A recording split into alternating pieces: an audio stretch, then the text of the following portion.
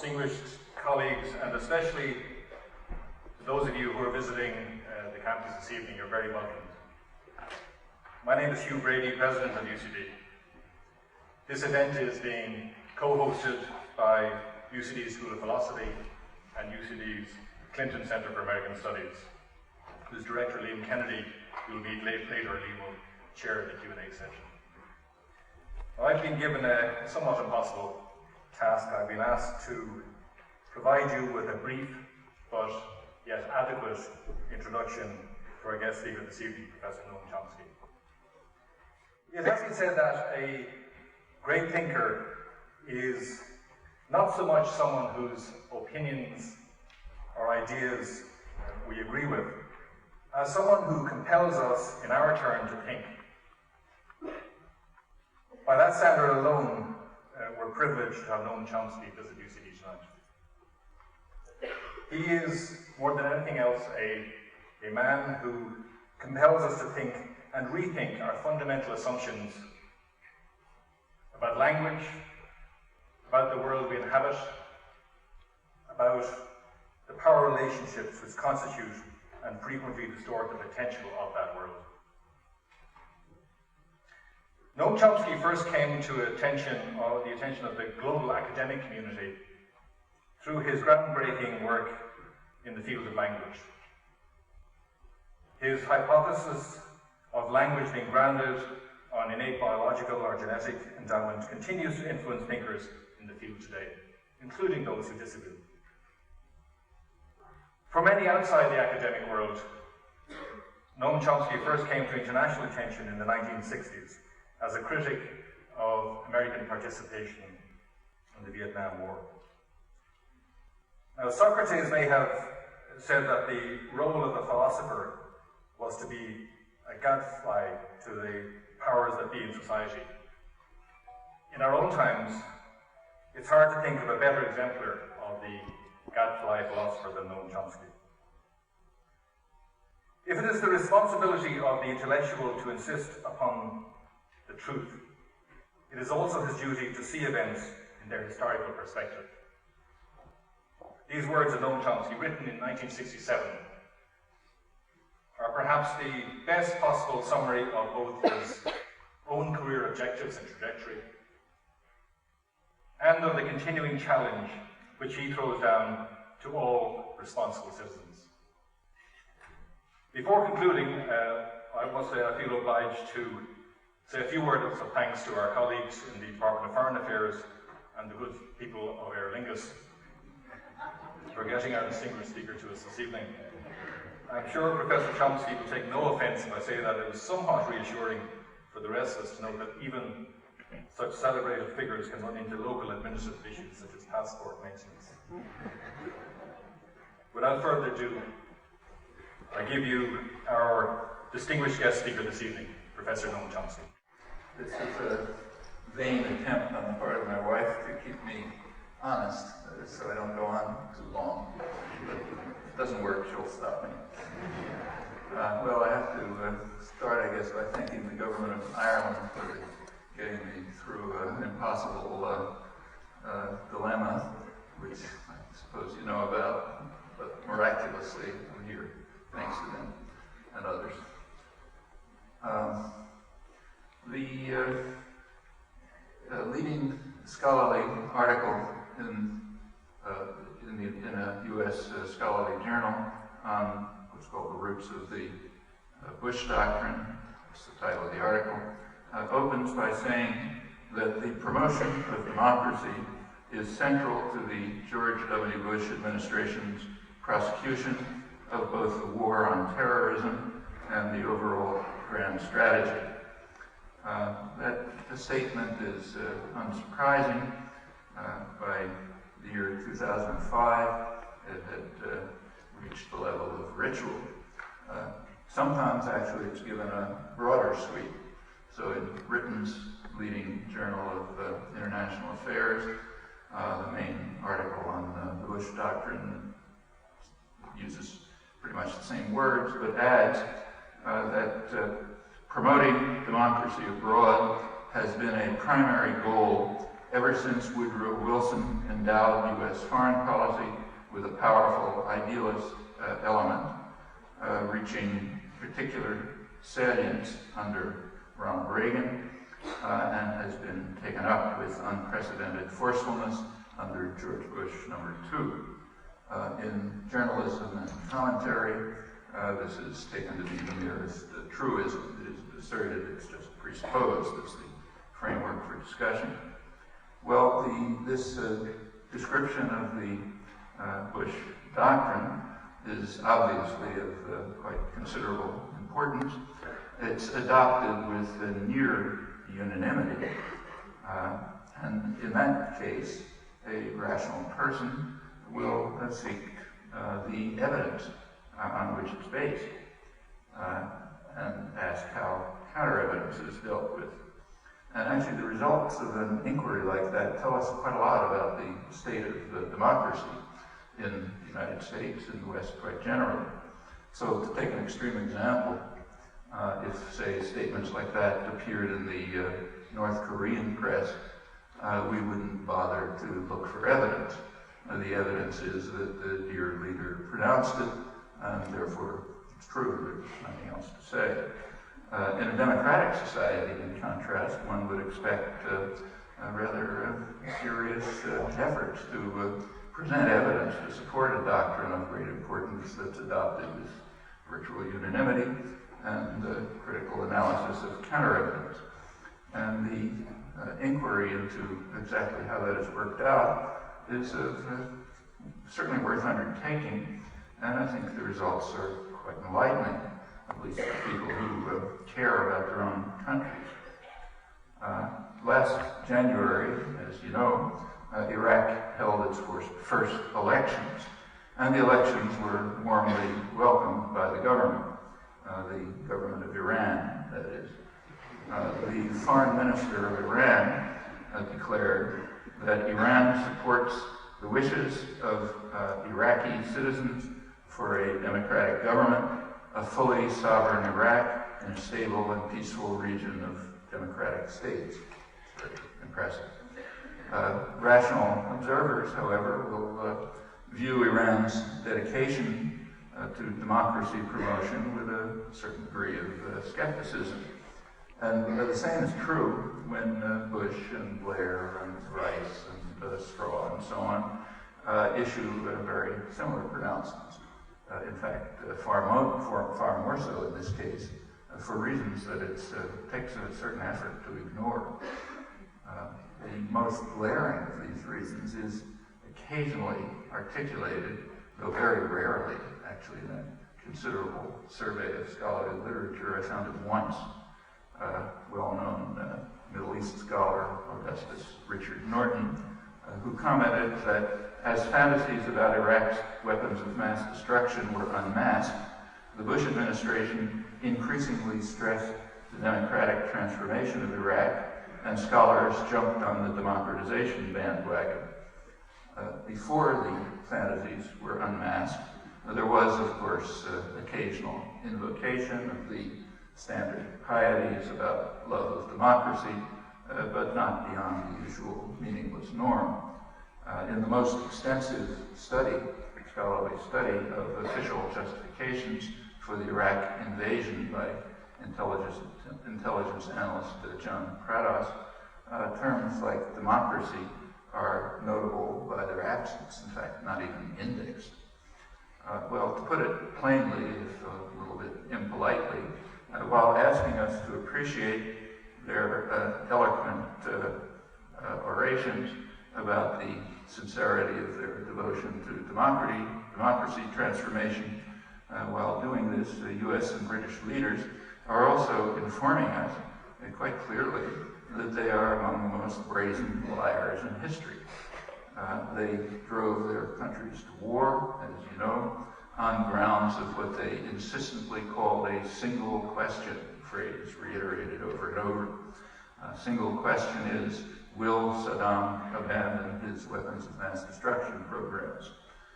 By August 2003, the tale was falling to pieces, and the press began to report, New York Times, typical, that as the search for illegal weapons in Iraq continues without success, the Bush administration has moved to emphasize a different rationale for the war against Saddam Hussein, using Iraq as a linchpin to transform the Middle East, and others followed suit. Well, that certainly raises some questions about the significance of the dedication to democracy promotion. In fact, for rational people, that ends the discussion. It undermines the credibility of the different rationale. But that's only the bare beginning. Nonetheless, the new rationale became wholly writ. The sincerity of our dear leader passed beyond challenge after the president's address at the 20th anniversary of the National Endowment of Democracy in November 2003. The single question by that time had been deeply buried.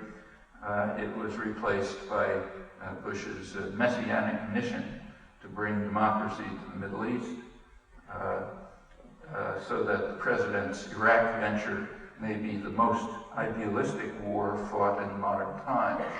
That's quoting from the elite left liberal end of the spectrum. Elsewhere, it's more effusive.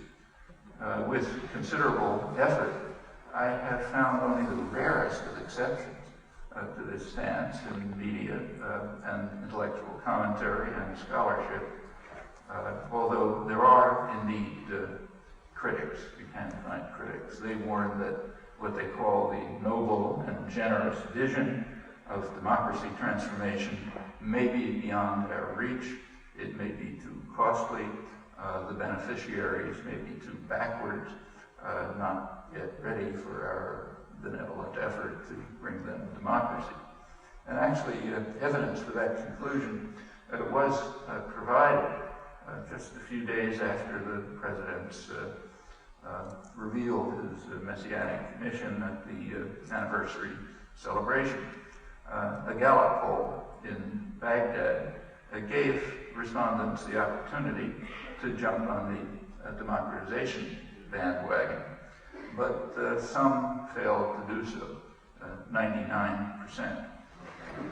Asked why they thought that the U.S. invaded Iraq, 1% felt that the goal was to bring democracy, 5% felt that the goal was to help Iraqis, and most of the rest assumed that the war was fought to take control of Iraq's enormous energy resources, oil, hydrocarbon resources, and to strengthen the U.S. position in the Middle East and to support Israeli interests. There's a term for that, a technical term for that in the West. It's called a conspiracy theory.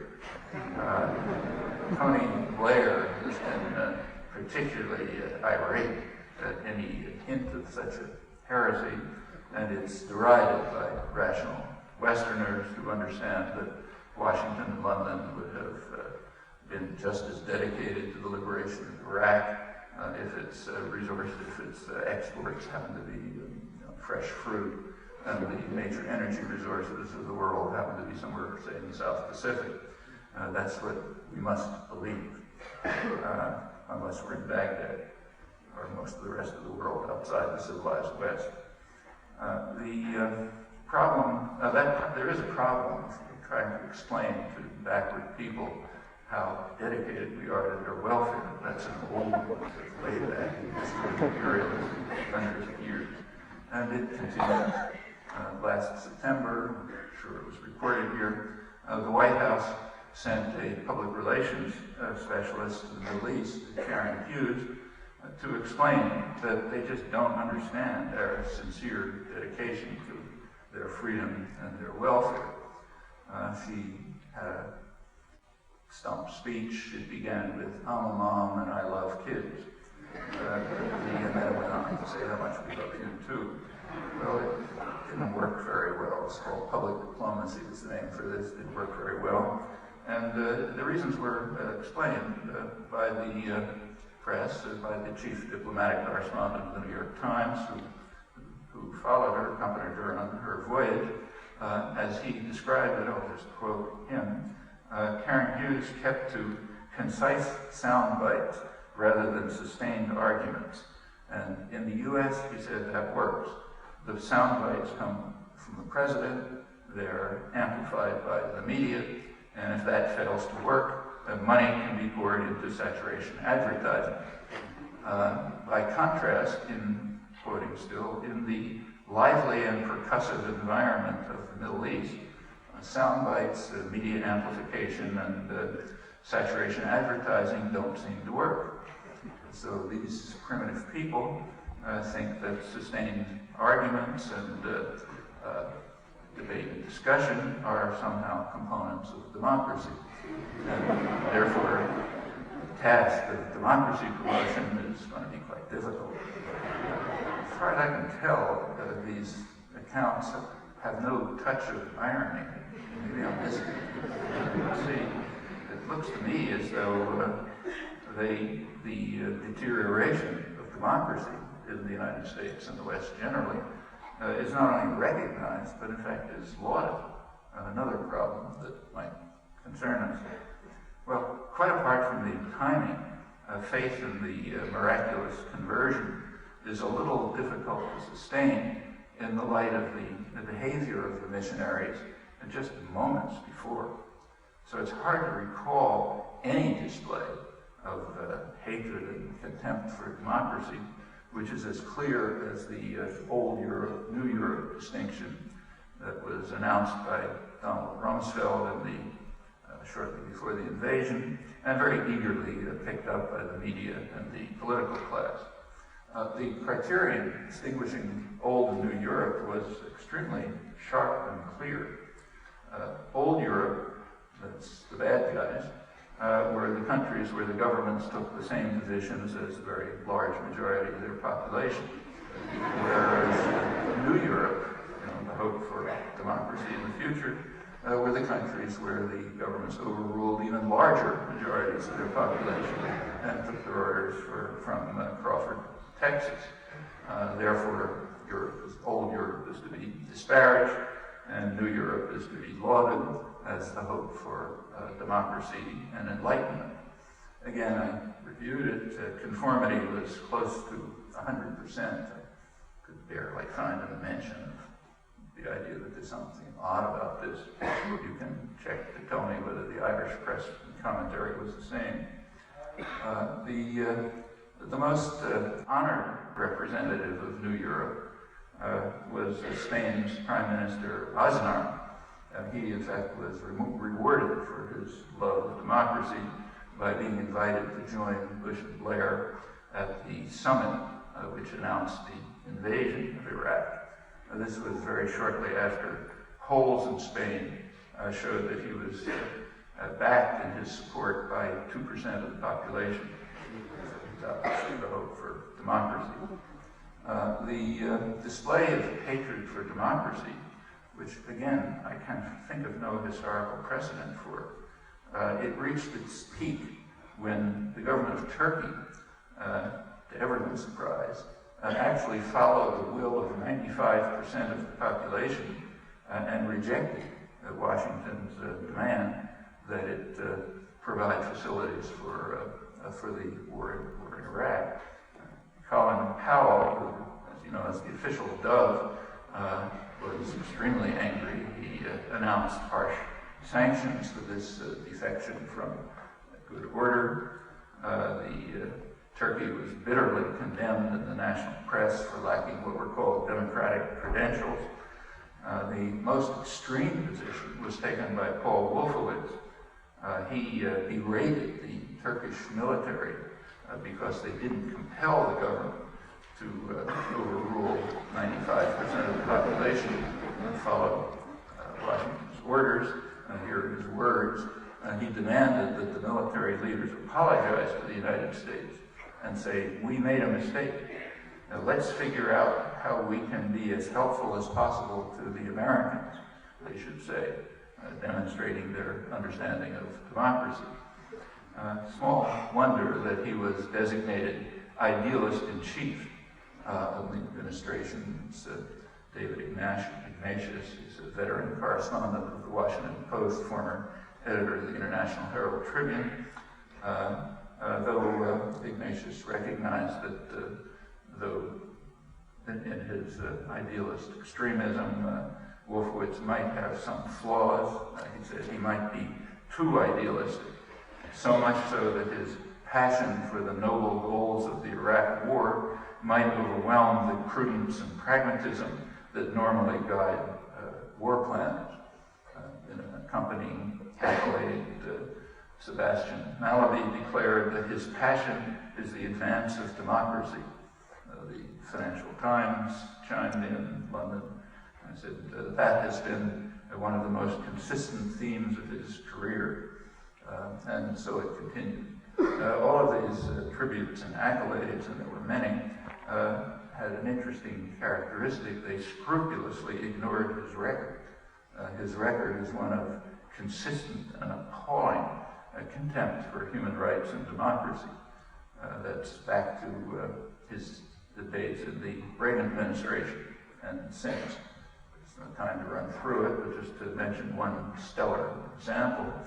He was perhaps the most enthusiastic supporter of General Suharto of Indonesia, and his support persisted even after this grand mass murderer and torturer, who certainly ranks with Saddam Hussein, even after he was abandoned by Washington when he did commit a crime, his first crime.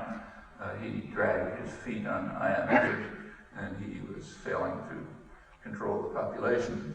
So Madeleine Albright, Secretary of State, informed him that the time had come for a democratic transition in Indonesia, 1998. But Wolfowitz went on praising him.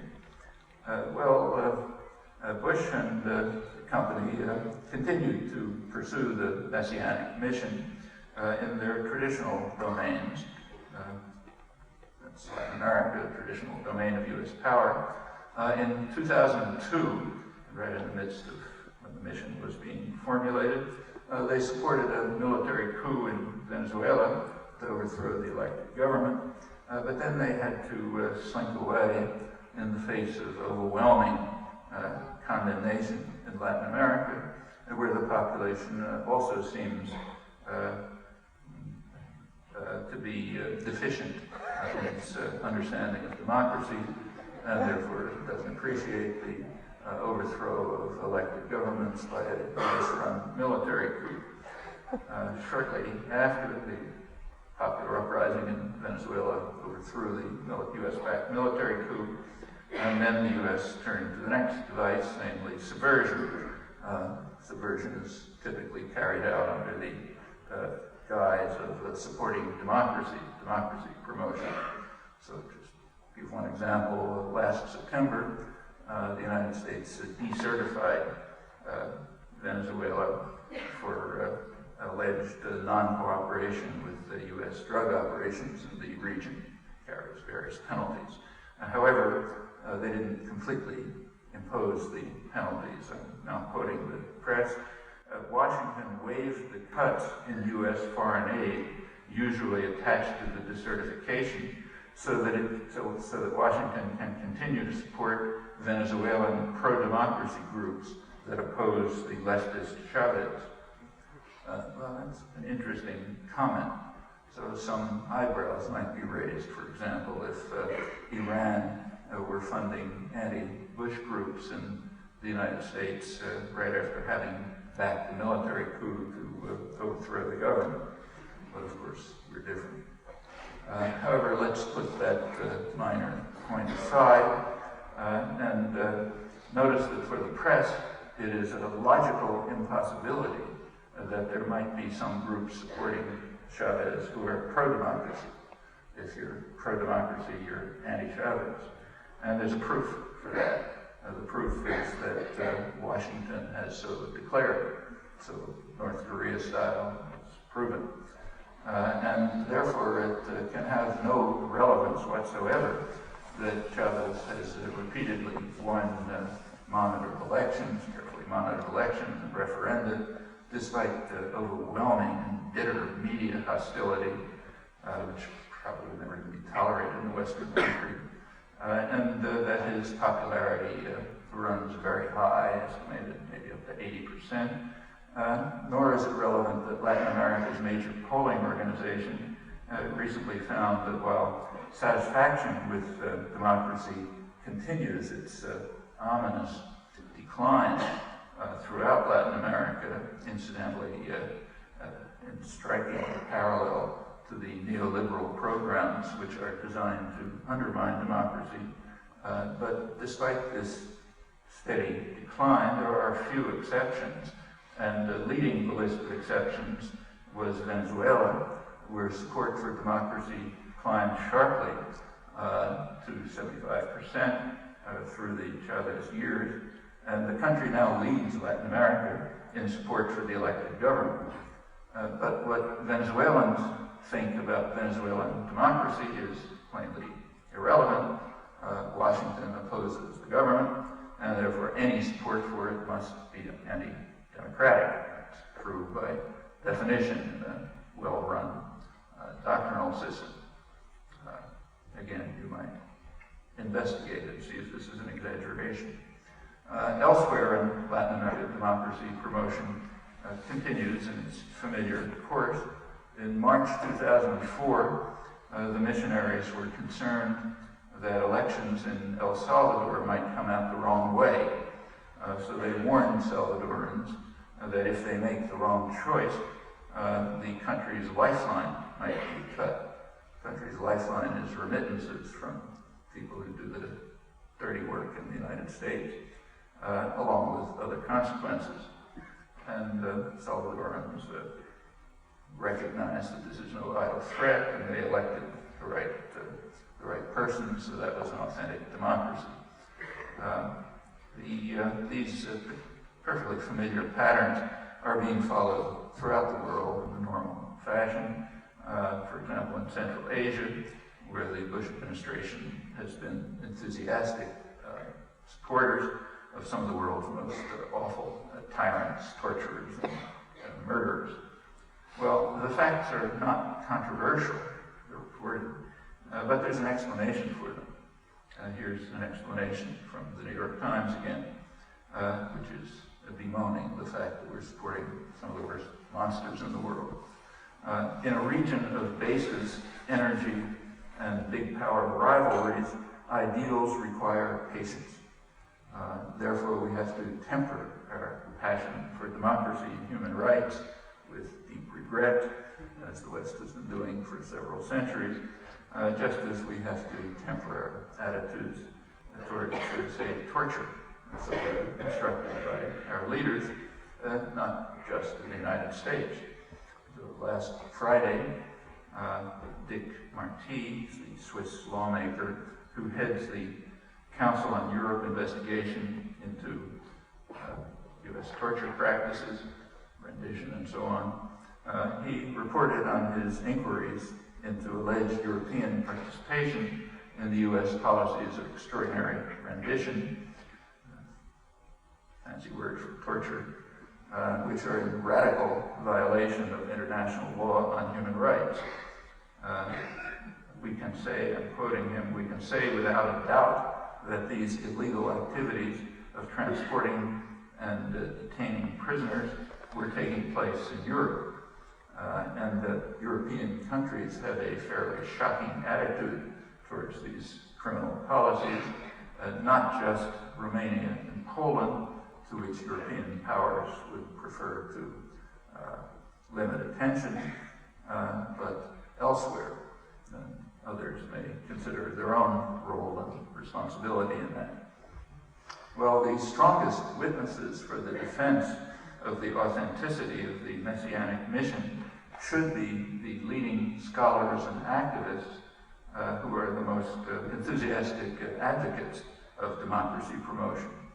And by far the most prominent among them is the director of the Democracy and Rule of Law Project at the Carnegie Endowment for International Peace. His name is Thomas Carruthers, a well-known scholar.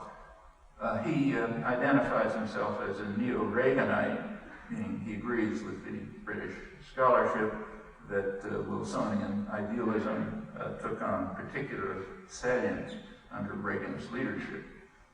A year after the invasion of Iraq, just after the Messianic mission had replaced the single question, Carruthers published an interesting book reviewing the record of democracy promotion by the United States since the end of the Cold War, from the 90s into the early 21st century. Carruthers finds what he calls a strong line of continuity running through all administrations in the post-Cold War era, including Bush #2. Namely, democracy is promoted by the United States if and only if it conforms to strategic and economic interests.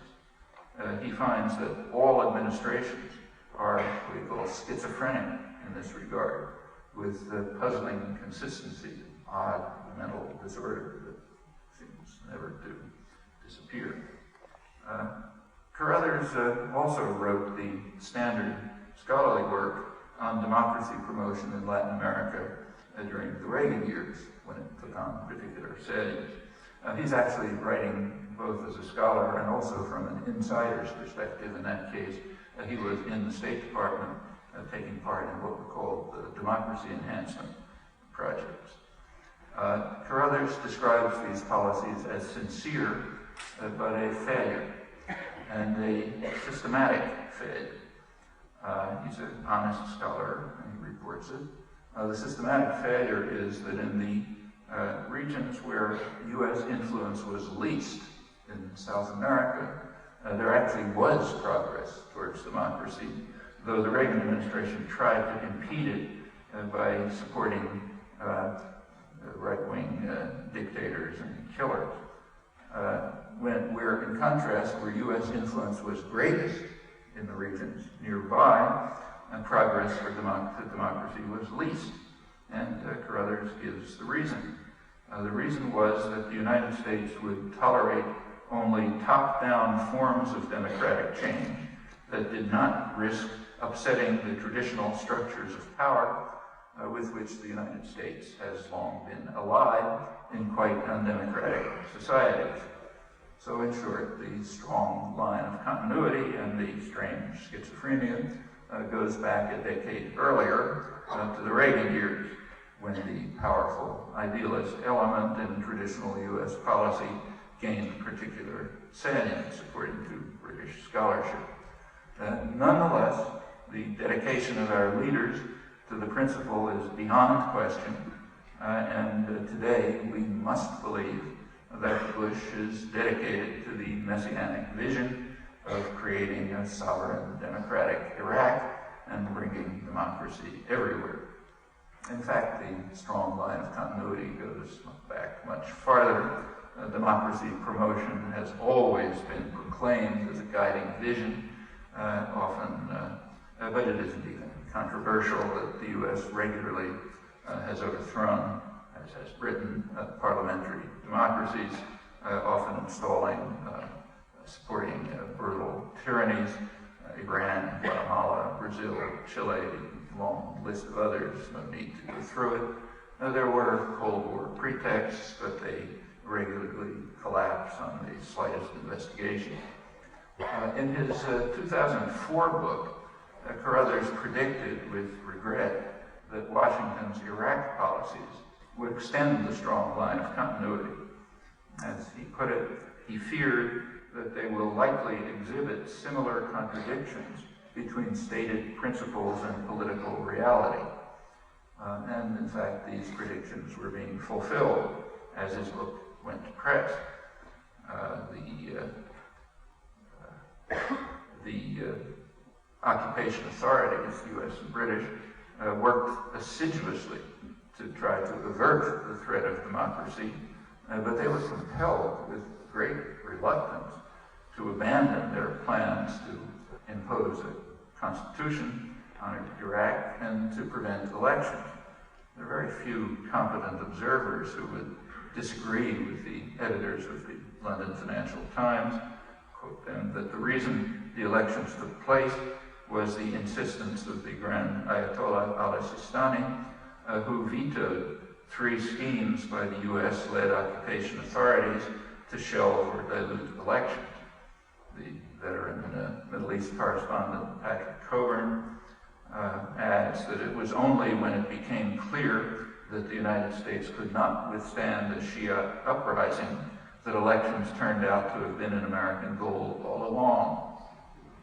In reality, the elections were a triumph of mass nonviolent resistance, should be an aspiring model to the nonviolent movements in the West in their achievement. They did compel the occupying authorities to allow elections to take place. And of course, once they were forced to take place, they routinely took credit for them in a familiar way. Well, although compelled to tolerate elections by the mass nonviolent resistance movement, the occupying forces at once tried to subvert them. They had a candidate, Ian Alawi. He was given every possible advantage, state resources, access to TV, support of the military occupation. He ran a distant third with maybe 14% of the vote.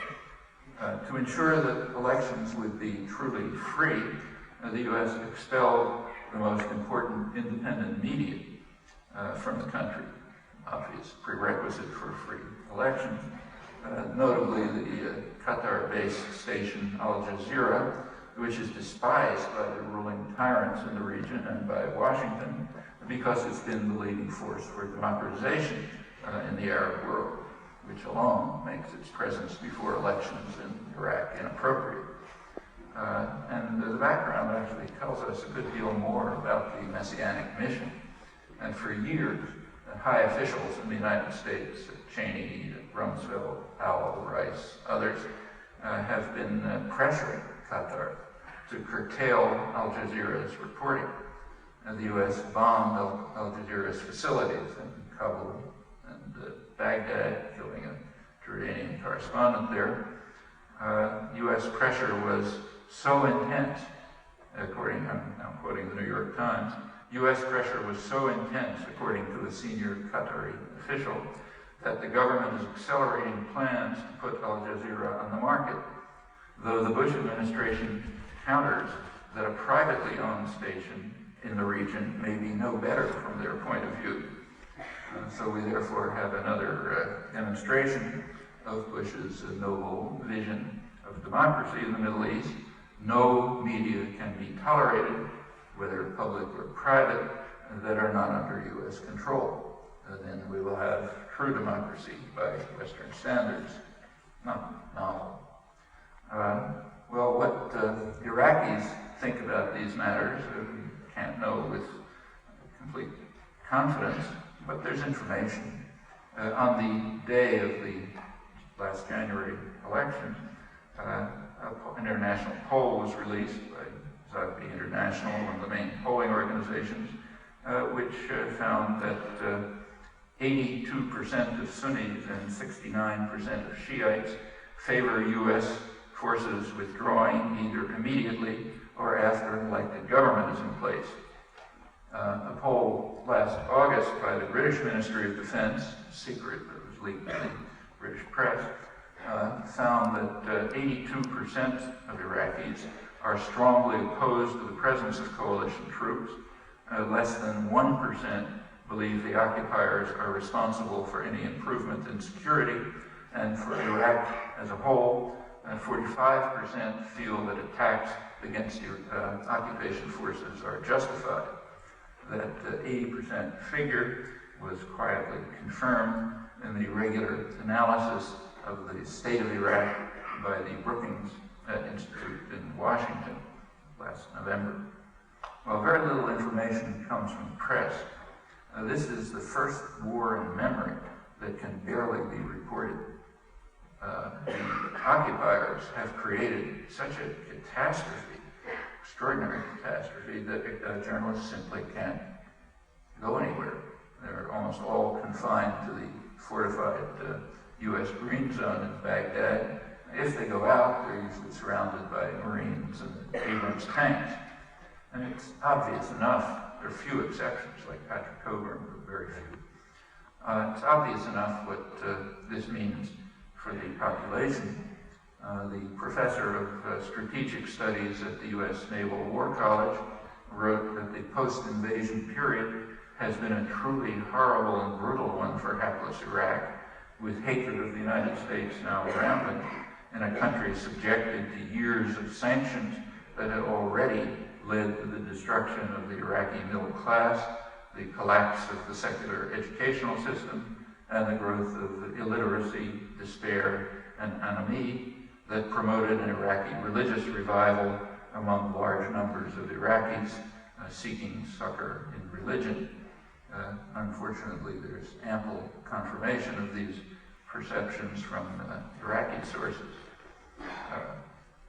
In fact, Patrick Coburn and others have pointed out correctly that the catastrophe in Iraq is one of the worst military catastrophes in military history. It's hard to think of an example like it for the population.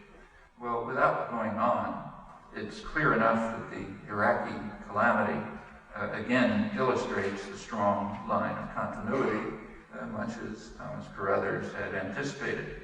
And that shouldn't be surprising, given the unusual significance of Iraq in geopolitical and economic terms, and the fact that should be obvious enough that a sovereign and moderately democratic Iraq could easily turn into an absolute nightmare for Washington and London.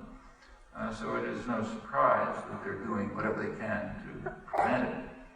In fact, the declarations of Iranian leaders are, though of course cynical, are much more credible than those coming from the West for this reason alone. Well, beyond declarations of leaders and the self-refuting case of Iraq, several additional bits of evidence have been put forward to justify our faith in the sincerity of the messianic mission of our grand leaders. The most heralded of them are Lebanon, Egypt, and Palestine. So let's turn to those. The case of Lebanon can be dismissed unless the CIA is taking credit for the car bombing that killed Prime Minister Rafiq Hariri, which did set off anti-Syrian demonstrations and led to a complex but significant opening of Lebanese society. Apparently there were such speculations circulating in Beirut, and though I don't think they're credible, you can imagine why they might have some resonance in Beirut. Perhaps Lebanese have not forgotten the most horrendous car bombing in Beirut in 1985. That happened to be the year when Middle East terrorism had become so prominent in the West that it was ranked the most important story of the year in an annual poll of editors. They were relying on 2 cases, in each of which one person was killed, an American. The 1985 car bombing didn't enter the record, however. The car bombing caused a huge explosion, killed 80 people, wounded 200, mostly women and girls. They were leaving the mosque where the bomb had been placed. The attack was aimed at a Muslim cleric who escaped. It didn't figure in the poll. As I mentioned, it's out of Western history and mainstream scholarship on terrorism. For a good reason. It was traced to the CIA and Saudi intelligence, apparently with British help, which excludes it from the canon, naturally. Well, without pursuing the matter any further, we can surely exclude Lebanon from the cases that demonstrate the messianic mission. So let's turn to Egypt. There is a popular movement called Kefaya, enough, movement for change, in opposition to the U.S.-backed Mubarak, could have changed it, U.S.-backed Mubarak dictatorship. Musharraf would work too. The Kefaya movement was formed in the year 2000.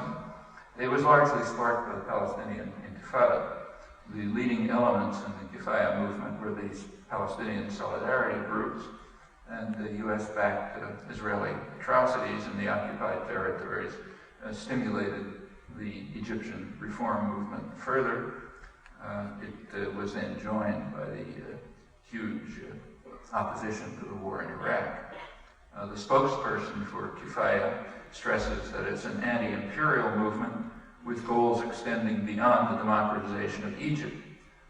So the democratization movement in Egypt doesn't look like a very good candidate for the Messianic mission and its impact, so let's put that one aside. And that leaves the most heralded example, Washington's democratic promotion for Palestine. Let's have a look at that. These laudable efforts had been put on hold until the death of Yasser Arafat, which was celebrated as an opportunity for a realization of what the press calls Bush's vision of a democratic Palestinian state. Whatever it is, it's never been stated, it's some pale and vague reflection of the international consensus on a two-state settlement that the United States has blocked for 30 years and still does. The reasons for the new hopes were explained in a front-page New York Times think piece under the headline, "Hoping Democracy Can Replace a Palestinian Icon," after Arafat died. The first sentence reads, "The post-Arafat era will be the latest test of a quintessentially American article of faith, that elections provide legitimacy even to the frailest of institutions." And if you go down, read to the continuation page, and you get to the last paragraph, it says, "The paradox for Palestinians is rich, however. In the past, the Bush administration resisted national elections among the Palestinians. The thought then was that the elections would make Mr. Arafat look better and give him a fresher mandate, and might help give credibility and authority to Hamas. So in brief, the quintessential attitude of faith is that elections are just fine as long as they come out the right way.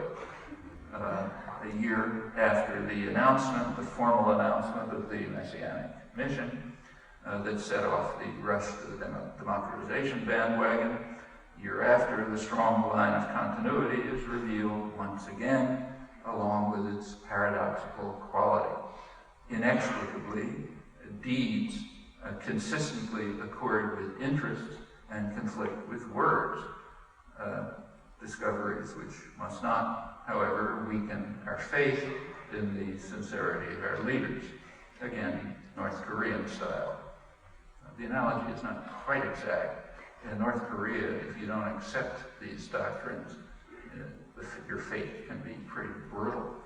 And in the West, there's no excuse for accepting the doctrines except cowardice and subordination to power. Bush proceeded to amplify his vision in Palestine by endorsing Israel's takeover of settlement blocks in the West Bank to solidify control over the region that the U.S. and Israel are now effectively incorporating beyond the separation wall. That's in defiance of a World Court judgment that it violates international law. The U.S. Justice, Bergenthal, he alone dissented from the World Court judgment, but on very narrow grounds. He agreed with the court that the fourth Geneva Convention and international human rights laws are applicable to the occupied Palestinian territory and must therefore be faithfully complied with by Israel. And since all Israeli settlements in the occupied territories are in violation of the convention, he went on to say, the segments of the wall being built by Israel to protect the settlements are ipso facto in violation of international humanitarian law, about 80% of the wall. The same holds for other U.S.-backed Israeli actions to take over valuable land and resources, leaving the region fragmented, all blatantly illegal, quite uncontroversially, including the U.S. Justice of the World Court. The human significance of the current Bush-Sharon programs becomes very clear if you take a look at the maps.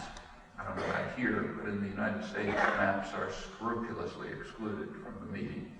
I tell you too much. The basic plan consists of two salients extending from Israel through the West Bank. They create three virtually separated cantons, all of them virtually separated from whatever is to be left of East Jerusalem. It's the center of Palestinian commercial, cultural, and political life. These salients are to be incorporated within Israel, leaving the remaining fragments in Palestine isolated and unviable, with the expectation that the population will either leave or disappear from sight in something that will perhaps be called a state, with much self-congratulation in the West. Well, there's no time to review the diplomatic record of the 38 years of occupation, but it's so consistent and so extensively documented that it takes real dedication not to see or comprehend it. The record reveals that the United States has unilaterally barred an overwhelming international consensus on a two-state political settlement, and still does, more forcefully now than before, and now that it is guided by the President's inspiring vision. There has, in fact, been one departure in this consistent rejectionism. That was in late January 2001. That's the last month of Clinton's administration. For 1 week in January, high-level Israeli and Palestinian negotiators met in Taba, and they came fairly close to reaching an agreement that was approaching the international consensus. Israel called off the negotiations 4 days early so that their final outcome can only be guessed. Nevertheless, negotiations, formal negotiations were not resumed, but they did continue unofficially at a fairly high level, leading to the announcement of the Geneva Accord in December of 2002. It was welcomed by most of the world, dismissed by Washington, hence the press, and rejected by Israel. So that's the end of that. The centerpiece of the Bush-Sharon programs for takeover of the West Bank is presented as a Gaza disengagement plan, which is supposed to offer new hopes for peace. The motives for disengagement are not obscure. Sane U.S.-Israeli rejectionists surely wanted Israel's illegal settlements removed from Gaza, which had been turned into a complete disaster area under the occupation. There were a few thousand Jewish settlers taking much of the land and the very scarce resources, and protected by a large part of the Israeli army. It's far more reasonable for U.S.-Israeli goals to leave Gaza as the largest and most overcrowded prison in the world, as Israeli human rights groups describe it, in which Palestinians can rot, largely cut off from contact with the outside by land, sea, or air, and very few means of sustenance. There was very little attempt to conceal the fact that the Gaza pullout was in reality an expansion plan. As the disengagement plan was made public, Israel's finance minister announced that Israel will invest tens of millions of dollars in West Bank settlements as it withdraws from the Gaza Strip. And Prime Minister Sharon announced new settlement blocks in the West Bank to be annexed to Israel. In fact, the disengagement plan, bother reading it, but it stated quite formally that the intention of the disengagement plan was to annex significant parts of the West Bank, any parts that are useful, arable land, water resources, within Israel. You take a look at the map again, and you can see exactly what that means. Well, as you saw last August, and it's not obscure to scholarship, it's described accurately. As you saw last August, there was an enormous media blitz on disengagement. In fact, it manufactured one of the lead stories of the year. There was a huge deluge of reports and images depicting the pathos of families who were forced to leave their homes and their greenhouses, weeping children trying vainly to hold back the soldiers, the anguish of the soldiers who were ordered to evict Jews from their homes, and also to remove the thousands of protesters who flooded to the settlements to resist the occupation, miraculously evading the military forces that keep an iron grip on Palestinians. All that was ignored in the media extravaganza, and also was ignored was the fact, which is plain enough, that the disengagement last August 15 required no army intervention at all. The government could simply have announced that on August 15th, the Israeli army will leave Gaza, and a couple of weeks before, the settlers who had been subsidized to live there illegally would have quietly gotten into the lorries that were provided to them and would have departed to be subsidized again to live in the occupied West Bank and Golan Heights. But that wouldn't have sent the right message, namely, never again must Jews suffer such a terrible fate. The West Bank must be ours. Well, without proceeding, even the bare outlines make it clear enough that Palestine joins the other illustrations of Bush's messianic mission to bring peace and democracy and justice to the Middle East and to the world. The persistence of the strong line of continuity to the present reveals, again, that the United States is very much like other powerful states. It pursues the strategic and economic interests of dominant sectors of domestic population to the accompaniment of impressive rhetorical flourishes about its exceptional dedication to the highest values. That's pretty close to a historical universal, and it's the reason why nobody with a brain cell functioning pays the slightest attention to the declarations of noble intent by leaders, or the accolades by their followers. They're completely predictable no matter what the facts. They carry no information, even in the technical sense, and the sensible person just disregards them. But that does not qualify you for entry into elite, respectable intellectual sectors. Well, it should be no surprise, again, that the evidence for Washington's dedication to the proclaimed messianic mission reduces to routine pronouncements of leaders, and that the counter-evidence is mountains.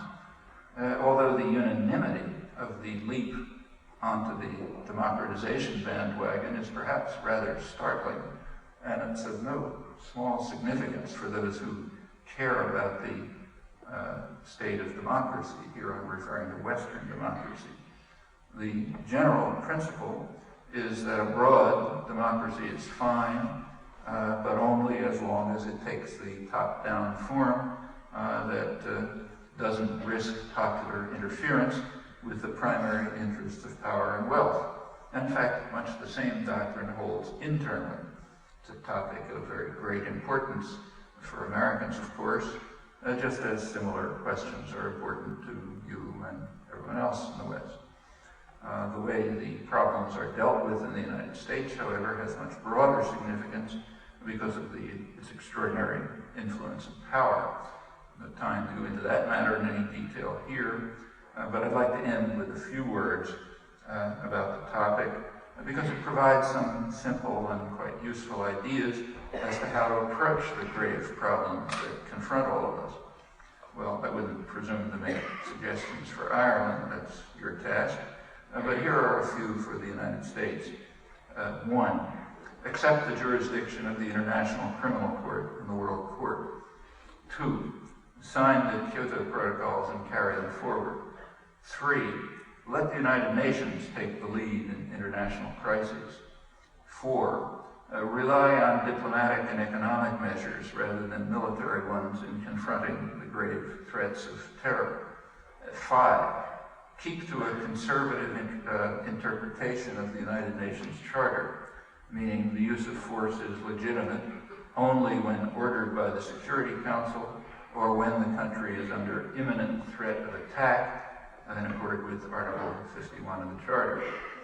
6, give up the veto at the Security Council and have a decent respect for the opinions of mankind, as the Declaration of Independence advises, even if power centers disagree.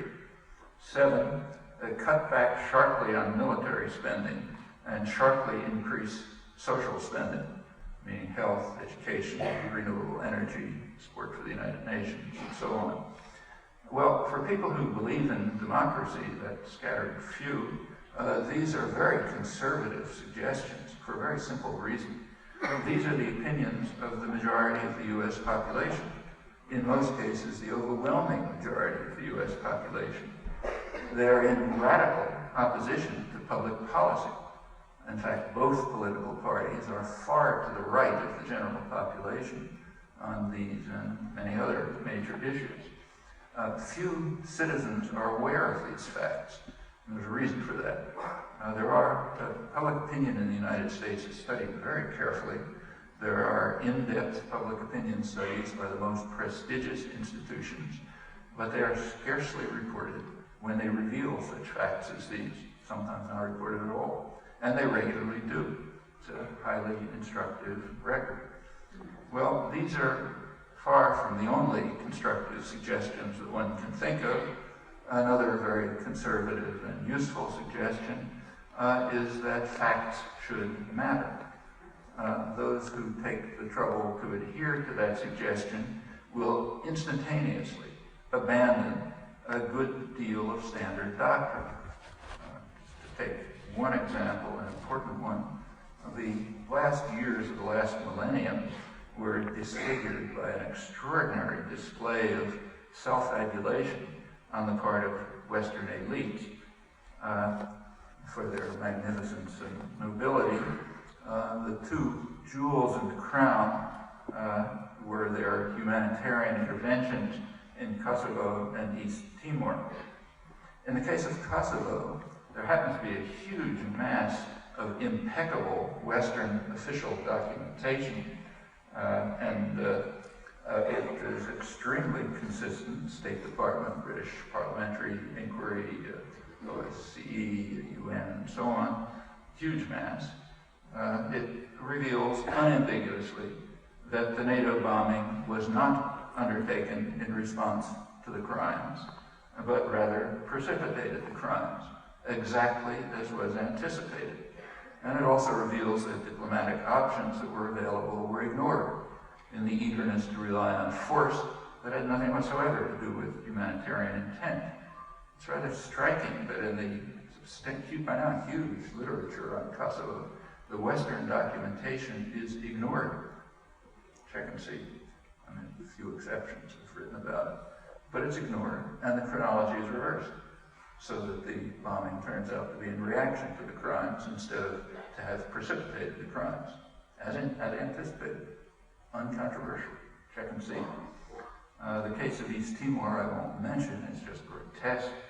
The fact that that hideous example can even be brought up in this connection is an astonishing comment on the moral depravity to which intellectual commentary has sunk. Again, documentation is very rich and easily accessible, although exactly as in the case of democracy promotion, it's much easier to repeat the standard mantras, especially when they're very self-serving.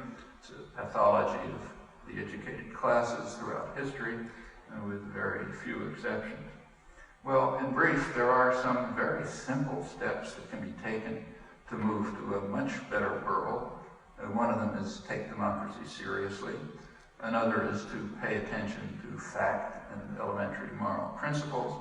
Another is to refuse to accept the self-serving contention of the powerful that what has happened in the past can be forgotten, boring ancient history, because in our magnificence we have undergone a miraculous change of course.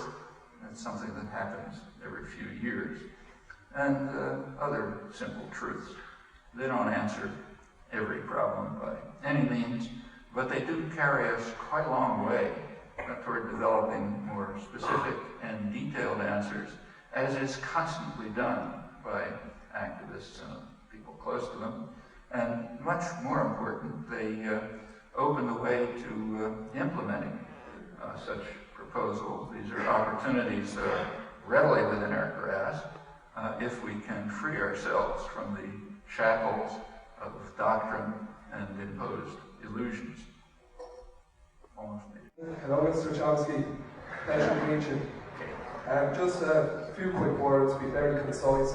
Your thoughts on democracy, I feel, are very relevant when one looks at the current conditions of democracy and this major socio-economic institution. There has been some unrest, which has resulted in an industrial action from staff and several public protests from the students, calling for more transparency and accountability in the structures of UCD administration. With this, we have had increasing onus placed on OECD and WAG reports, which would be that of a corporate thinking, that of a right-wing corporate thinking, and distress. Just in general, how do you think us as major shareholders, I include staff and students, fight and get democracy back into our institution, which may add has a major influence in the sphere of civil society? Thanks very much. Bravo! Amen!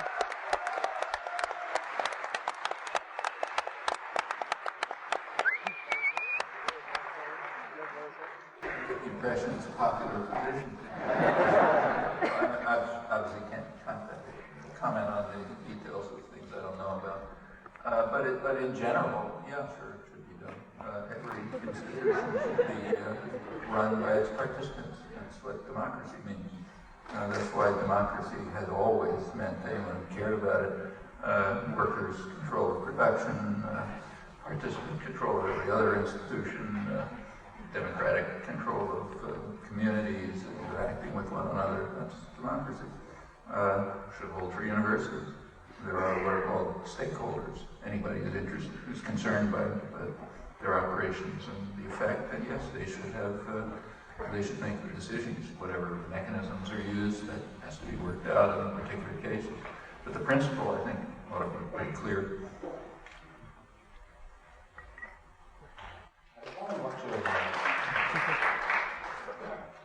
I was wondering what your analysis of the more recent events, the nuclear program in Iran, and is this just simply saber rattling, or is this preparing the public mind for the next war in the region? And I find it hard to believe that this administration will take on another war, but then again, maybe they have achieved their objectives in this war, which is the devastation and control of Iraq, and maybe that would be sufficient for the next phase of the next war, and so on. Just before coming at home, I never watch television news. I can't subject myself to great pain. But when I travel, I do it, since I don't get newspapers. And just before coming here, I happened to was watching CNN for a couple of minutes, their evening news, and they had impassioned discussions of this topic, which were quite interesting for what they ignored and falsified. So, for example, there was a segment, about 6:30 or so, maybe you saw it, on the precedent for bombing of Iranian nuclear facilities. The precedent was Israel's bombing of the Osirak reactor in Iraq in 1981. And the commentator opened by saying it was certain that this bombing stopped Iraq's nuclear weapons program. And then they went on to interview various Israeli commanders and pilots who had participated in it. One of the omissions is that they did not interview the chair of Harvard University's physics department, a specialist on nuclear energy, nuclear weapons production. He happened to investigate the Osirak reactor immediately after the bombing. And he published a report on it in the most prestigious international scientific weekly, Nature, so nobody could have missed it. And in the report, he he said that he investigated the reactor and it simply was not designed to be able to produce nuclear weapons. It was designed to produce nuclear energy.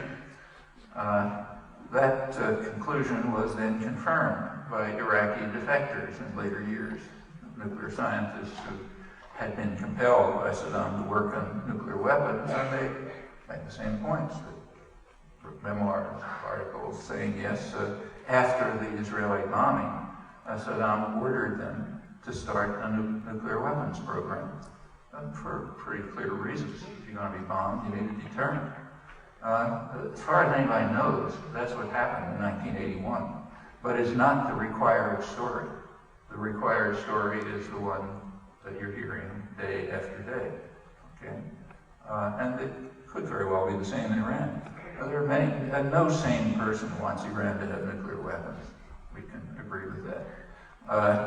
On the other hand, if they're not developing nuclear weapons, well, to quote one of Israel's leading military historians, so if they're not developing nuclear weapons, they are crazy. Simply look at the conditions in which they live. They're surrounded on both sides by a hostile, violent nuclear power. The U.S. has just informed them, instructed them, that they better build nuclear weapons. The invasion of Iraq was understood everywhere outside the civilized West, and even among strategic analysts in the West, as simply telling people, if you want to protect yourselves from attack, you better have a deterrent. And there are only two deterrents, nuclear weapons and terror. So therefore, as anticipated, the invasion of Iraq has led to proliferation of nuclear weapons proliferation and sharp increase in terror, as anticipated, and it is logical. So if you want to stop, this is quite apart from the fact that they're also threatened by the regional nuclear power. Israel, a small country, but it's an offshoot of the United States, which means it has a huge military force, has air and armored forces greater than any NATO power, larger and technologically more advanced. And the U.S. has just, in the last couple of years, made it very clear to Iran that they better develop a nuclear deterrent. The last couple of years, the United States has been sending Israel over 100 of its most advanced jet bombers, which are publicly advertised as very publicly as being capable of flying to Iran and returning. They're also providing them with what they call secret, special weaponry. Nobody knows what that is, but it's designed for the ears of Iranian intelligence. So they'll assume the war must make a worst-case analysis. So the U.S. is basically telling them, you had better develop nuclear weapons, or you're in trouble. And maybe they're doing it, maybe not. As far as we know, what they are doing happens to be within the framework of the Non-Proliferation Treaty. Not only that, but the actions they are now carrying out are those that the United States wanted them to carry out and helped them carry out up until 1979. Up until 1979, when Iran was ruled by the vicious dictator that the U.S. and Britain installed in 1953 when they destroyed the Iranian parliamentary system. Up until then, the United States was encouraging Iran to develop a nuclear energy. In fact, my own university, MIT, had programs, surely with government support, probably government initiative, to bring over Iranian engineers, train them in the nuclear energy development, send them back to Iran. It caused a huge scandal on campus. Students were overwhelmingly opposed. This relates to the last question. Students were about 80% opposed, but sort of was rammed through by the administration and the faculty. Well, that was before the overthrow of the Shah. Now the very same programs are being condemned. And in fact, here I think they probably should be condemned. Production of fissionable material that can be used for nuclear weapons should be under international control. That, in fact, is virtually a necessity for human survival. And there are proposals as to how to do it, but they're dead in the water because the U.S. won't allow them. There was a major vote of the United Nations on this last November, which was not reported in the United States, and I'm willing to make a bet it wasn't reported here. You can tell me probably the most important vote in the history of the United Nations, November 2004, on what's called a fissile material cutoff treaty, a treaty that would ban production of weapons-grade fissionable materials or place them under some international supervision. The vote on that was 147 to 1. Guess which one? Two countries abstained. One of them was Israel, which reflexively has to go along with the United States, and the other was Britain. The British ambassador explained his vote at the United Nations. Should have been headlines all over the British press and the world press. He said Britain agreed with the ban, but this particular formulation of it, he said, was too divisive. It divided the world 147 to 1.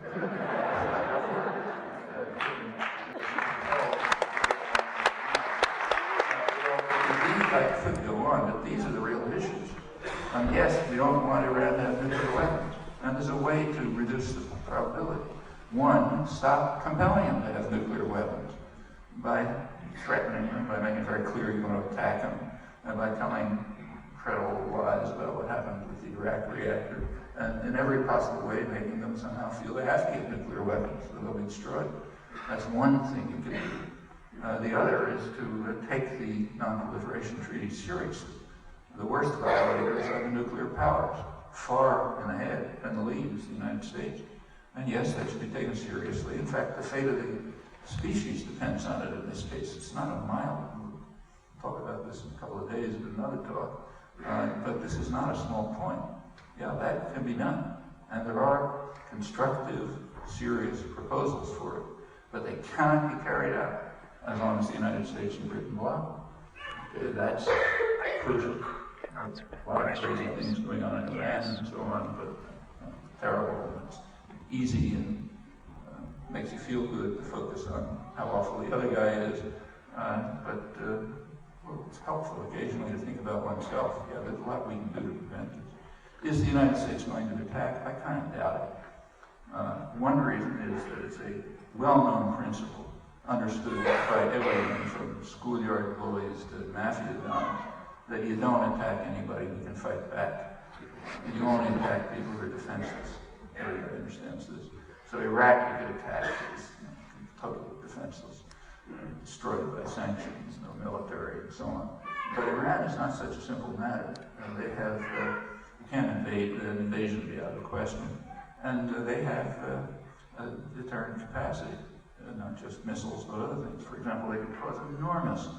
The U.S. is having unbelievable problems in Iraq, and Iran could make them a lot worse. The Shiite regions of Iraq are very closely connected to Shiite Iran. A lot of the clerics come from there, the militias that are mostly running the south, some of them come from there. If Iran wants to disrupt what's going on in Iraq, they have plenty of ways of doing it. And a lot more that they can do. Talk about this later, so I'm going to do it now. But Iran's just too dangerous to attack. And so I don't think they're going to do it. Furthermore, if you are going to attack a country, you don't announce it very loudly for 3 years in advance so that they can get ready for it, disperse their facilities, and so on. It makes a lot of sense. So my guess is, and we don't have it, your guess is as good as mine, but my guess is that the saber rattling is for a different purpose. Is to try to intimidate Europeans, which turns out to be extremely easy. Intimidate Europeans, they'll pull out of their investments in Iran. And they've already started to do it, like petroleum, German companies and others. And that'll help isolate Iran more. And also it may drive, and I presume this is the purpose, it may drive the Iranian leadership to harsher measures. Well, that's bad for Iranian reformers, but it's good for the United States. Because if they impose harsher measures, there'll be more dissidents and tumult and so on. And that may help with what are pretty sure must be U.S. programs, probably British as well, ongoing right now to try to carry out subversion in Iran, break it up, stir up ethnic animosity. There's a lot of ways of making Iran very difficult to control. And if that can be done, maybe Iran can be weakened enough so that the Western powers would be willing to attack. I guess that's the goal, but it seems kind of unlikely that they'd be crazy enough to carry out the bomb. Could I interject at this point, because we do have many people wanting to ask questions.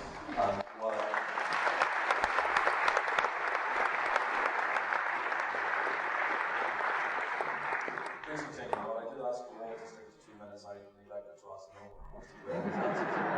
Please go ahead. You spoke quite a bit about the official doctrines and our failure very often, but the importance to challenge those doctrines. And a few times I think you compared the West to North Korea, but then you also threw in the contention that in North Korea, one's faith for actually taking them on would be really bleak, while in the West there is, very little excuse for that other than cowardice. But I'm just wondering, isn't it a case that, especially in recent times, that the West, all the administrations in the West almost have taken on a war on public dissent and have almost criminalized public dissent with legislations like the Patriot Act in the United States, anti-terrorist legislation in Europe, we have the Public Order Act here, that's consistently being used to criminalize trade union pickets, political protest, and so on. And I'm just wondering, do you have any kind of advice of how to go around this or take this on? Ignore it. Bravo!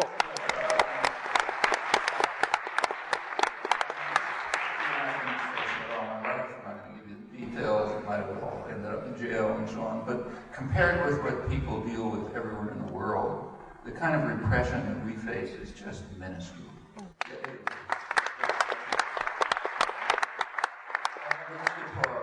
Get rid of it. Governments shouldn't have the capacity to control, but we're just so lucky as compared with the rest of the world that it makes sense.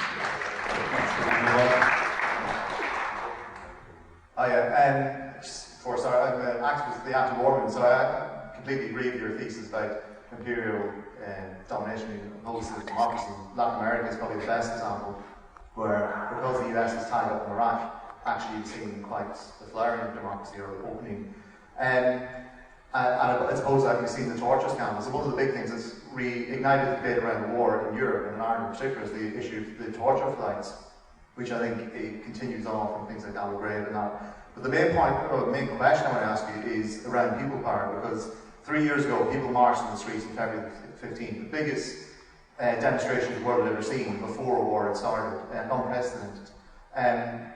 But one of the questions people had coming out of that is the governments didn't listen. Now, I actually think they did listen, and they've been, the echoes of that demonstration have been, if you look at the crisis of Blair, you can also see it with Bush. But in December, I was a delegate to an international peace conference in London, which had US, Iraqi, and people from Britain, obviously. But from that, there was a call for another international demonstration on March the 18th. So I'd just like to hear what you think about, do mass demonstrations work, and would you endorse the call for people to come out to March the 18th demonstration in Dublin? Yeah, I mean, whether demonstrations goes way back, forever. Demonstrations are not a point of principle, they're a tactic. And the question is a good tactic? So with a tactic, you ask what its consequences are going to be.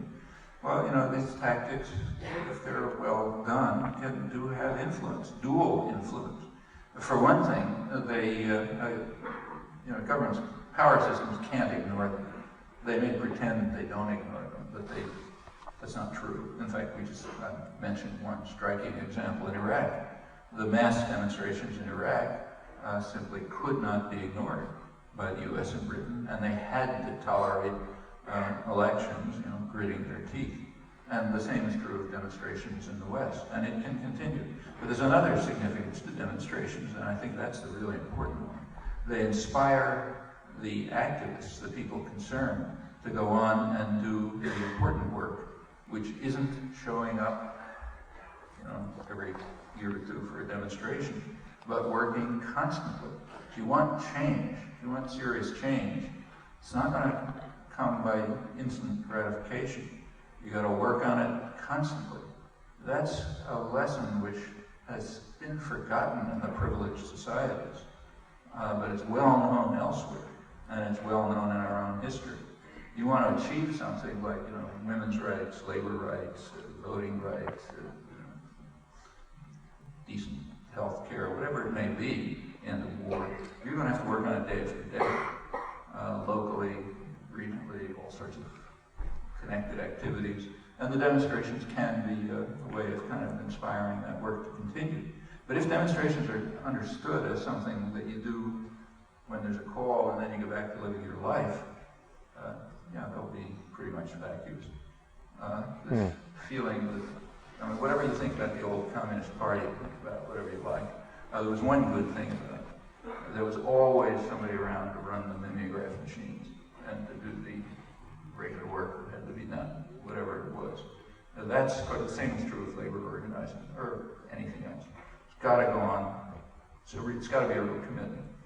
Demonstrations are good if they inspire that commitment. They're harmful if they're a substitute for that commitment. But that's just something for us to think about. Thank you.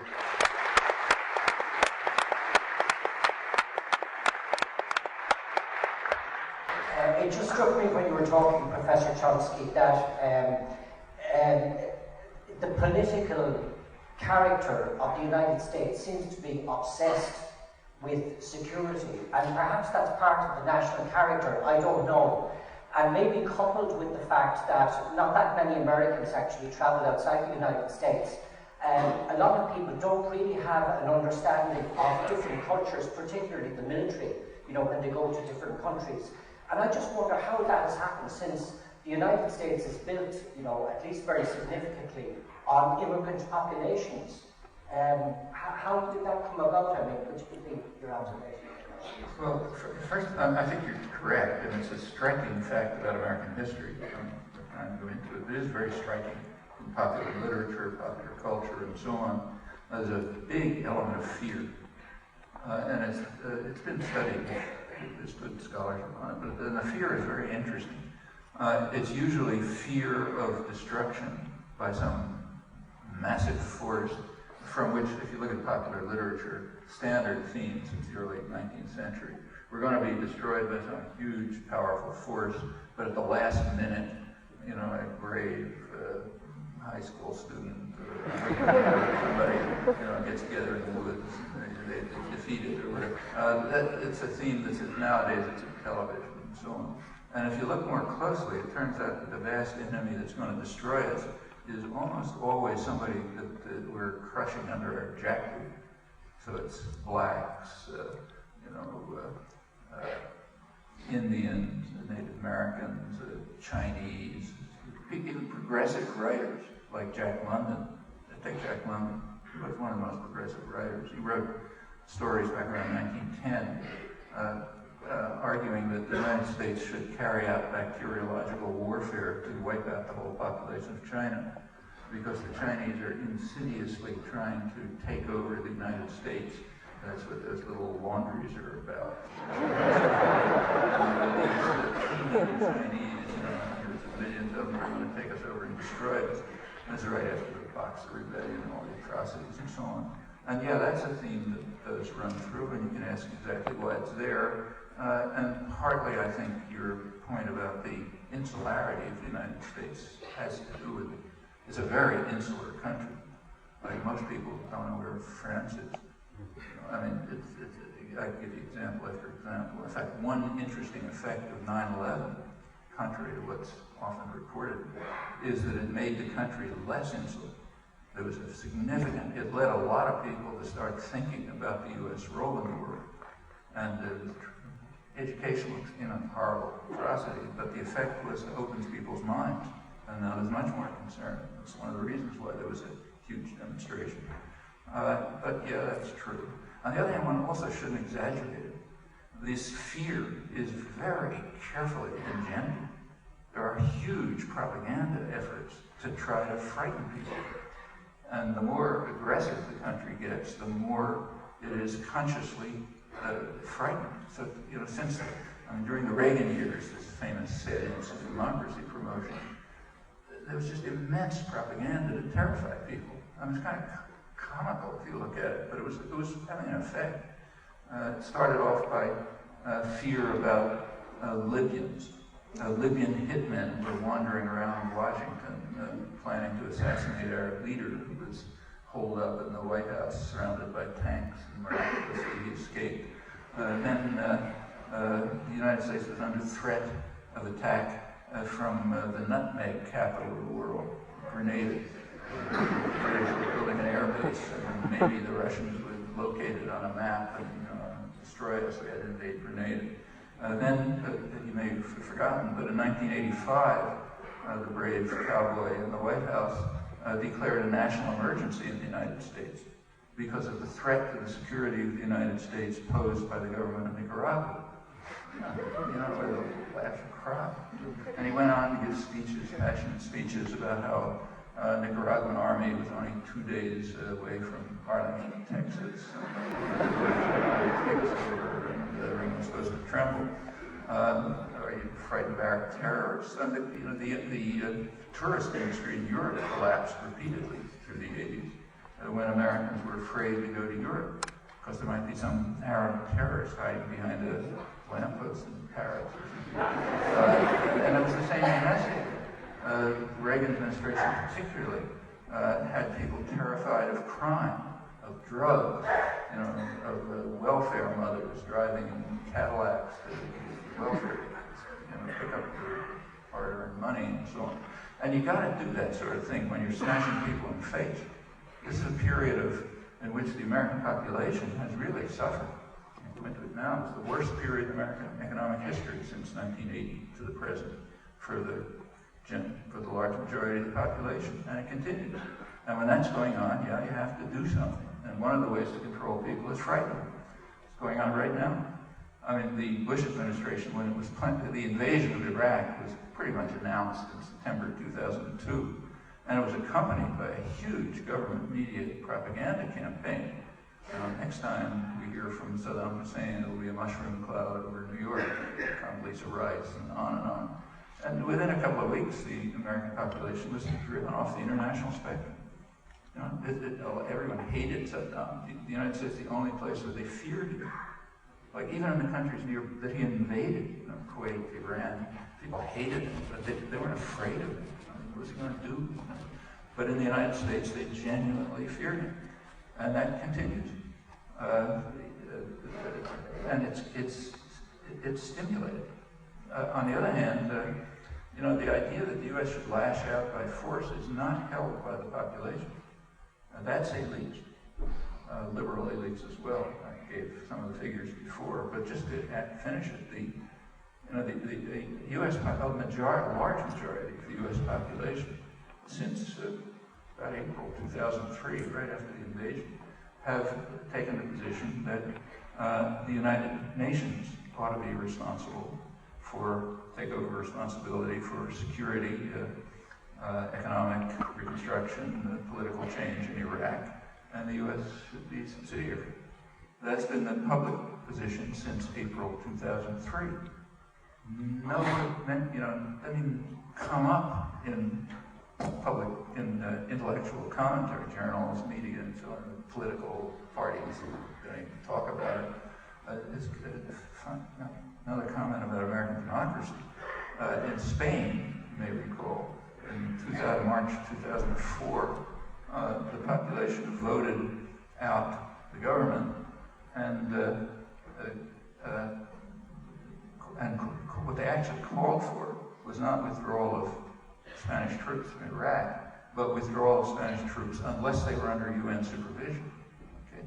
They were bitterly attacked in the United States and Britain for cowardice and appeasement, not standing up to terror and so on. I couldn't find one comment anywhere that said that the Spanish voters were taking the position of the large majority of Americans. In fact, it was their position for a year. There's a difference between the United States and Spain. Is no fantastic model of democracy. I'm not claiming that. But there's a difference between the Spanish and U.S. democracy. It's true of Britain, too. In Spain, people knew what public opinion was. In the United States, they didn't. And in Spain, you could vote on the issue. In the United States, you can't. Okay, those are important things, and they have to do with the fear. The fear is partly engendered, partly it's just not true. It's elite attitudes which turn into policy that the public doesn't like. No, I'm going to interject again. I'm sorry, but we're very short on time.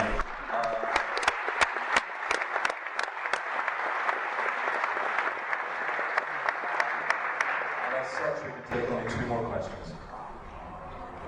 Very briefly, the first point is the environmental destruction of Iraq. Authorities have noted that vast areas of Iraq are so poisoned by depleted uranium from weapons that they may have to be evacuated. They may not be fit for human habitation. And I'm concerned about what you think can be done about that. The second point is America, for me, has been a pseudo-democracy for quite a long time. I think the 7 states should have been allowed to succeed, and the world would have been much better off. But given where we are now, that 80% of Americans want something that their government doesn't want, the 2 political parties don't even take an anti-war position, and Americans are working. Before the war, city councils all over America voted against the war. This vast opposition is there. It's building. The main obstacle seems to be people's awareness of what other people's opposition actually is in America. I know there's some ways that some states are trying to connect, let's say with Venezuela to get oil. They're trying to make linkages with other countries as states. And I'm wondering, do you think that more autonomous state activity is a way that we can actually overcome this Bush dynasty? Or what other ways can we do opposed to change it? All of those, first of all, we should remember, let me say again, that one of the easiest things to do is to blame the other guy for his faults. You know, makes you feel good, and so on and so forth. Most of the problems you mentioned are problems all over Europe. Sometimes worse. They're real. And what can you do about it? Yeah, the kind of things you're mentioning. In fact, they are going on all over. And the point we have to stress, the United States is very it's insular and it's atomized. People don't know about it, don't know each other. I spend an awful lot of time giving talks all over the place. There's usually huge amounts. And they're usually done for some activist group that organizes it. And part of the point of the talk is that people in the same place will meet each other, literally. Find out that, we're not the only ones doing this in our little corner of the town. Somebody else in the other corner of the town is also doing it. And yeah, that has to be done. And there have been in the past ways of doing this, like unions. I mean, unions were not only important for working people and granting them rights, but they also enabled poor people to join together and in solidarity. That's all what unions are about, solidarity. Joining together to become a force that can change the policy. And part of the hysterical opposition to unions on the part of Thatcher, Reagan, and so on, and business all the time, is to try to undermine democracy. They are just a democratizing force, and they do overcome. They're one of the best ways of overcoming. This is why we live in more decent societies than we did 100 years ago. They're going, they're very weak. There are big efforts to destroy them. Political parties barely function. There aren't participatory parties. Just elect a candidate producing organizations, essentially. So that means other measures have to be found. There's the good reason why so much of activism in the United States is church-based. When I give talks in the United States, it's mostly churches. And a lot of the things that go on are based in the churches. One reason is the churches exist. They're one of the last institutions that actually exist. And so therefore, yes, things are based in them. And others have to be constructed. And the kinds of things you're talking about are quite real. Actually, this business with the oil is common. It's almost common. I mean, it's in my own city, Boston. There are a lot of poor, it's a rich country, but there are a lot of very poor people, like Ireland, and they just can't get by. And with oil heating, it's cold in Boston over the winter. With heating prices going up, they just can't pay them. Well, a group of senators appealed to 8 major oil companies to provide low-cost fuel over the winter to help poor people get by. And they got one response. from Citgo, which happens to be owned by the Venezuelan government. So they're providing cheap gas. Boston, South Bronx, a couple other places. And that makes people take notice. I mean, you read the newspapers, and it's all about this hideous dictator who's destroying democracy and friendly with Cuba, all kind of horrible things. But if you're getting oil from them to heat your homes, it opens your mind. And that's happening. Things like what you mentioned can be continued. It's just really a matter of scale. I mean, there's no magic tricks to any of this. There are no techniques that somebody's going to discover that we haven't thought of before. It's the same techniques that have always been used in the past, except doing it. Should we have one more question, then?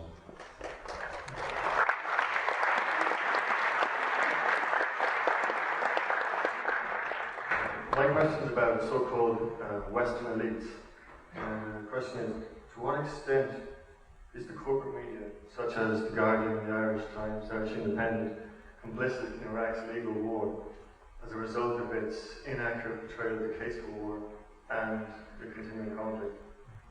Well, I don't read the Irish press enough to make a comment on it, and even British press I sort of read sporadically, so I really don't like to comment on it. I mean, that's for you to decide.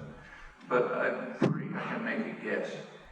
The U.S. press, and I don't think it's different elsewhere as far as, in fact, in the continent, it's often worse, German press and French press. But the war in Iraq is described in the manner that some high school newspaper would describe the local sports team. The framework of discussion is always, how well are we doing? Did the coach make a mistake? I mean, should he have substituted another player? I mean, can we do better next time? I mean, if I had the resources, I don't. Somebody should go through the Russian press during the invasion of Afghanistan. And I bet it would be exactly the same. All about the torment of the Russian soldiers, and they're facing these jihadi terrorists, and they're trying to bring democracy to freedom, and but they're not doing well because can we do it better, and so on and so forth. I mean, that I have virtually never seen a departure from that framework in the Western press. It's kind of the way, it's the way the most totalitarian states describe their own atrocities. Within that framework, you do get some criticism, but the framework itself is so totally distorted, that you really can't comment on it. And that's true in case after case. I mentioned the CNN on Iraq today. I'll mention another one. They had a pitiful story about what's going on in northwest Pakistan. Where millions of people are facing death and hideous conditions over the winter. And a couple of reporters, bravely went up there to see what it's like. And it was talk about how far they are from any doctors and how awful it is and so on. What can we do about it? Well, here's something we could do. According to the Pakistani government, maybe they're lying, but according to the Pakistani government, there are a lot of doctors up there from Cuba. Cuba apparently sent a lot of doctors, which they do all over the world. And they're not like the doctors who come from the West. They go live in hideous conditions. They live with poor people. They live in the mountains. A lot of places. So one thing we could do to help Pakistan, assuming the Pakistani government isn't lying, is to help Cuba do something that Western powers won't do, and help people. Help people in real distress. That would be something we could do. But could that even be mentioned? You tell me whether it's mentioned in the Irish press. Can guess. But it's the kind of thing you just can't mention. And case after case is like that. The framework of discussion is so skewed that even extremely good reporting, and it does exist, is within a framework that just is imposing serious misimpressions. Kind of like, reporting, go back to the high school football team. The high school newspaper may be reporting accurately what's going on with the sports team. But the whole, you can't discuss it. I mean, that's not the way to describe events. So sure, there are part of it, and you should. In the United States, there's extensive analysis of media, very careful and well-documented media critique. There's some in Britain, very little anywhere else. I don't know if there is in Ireland, but it's useful. Learn a lot from it.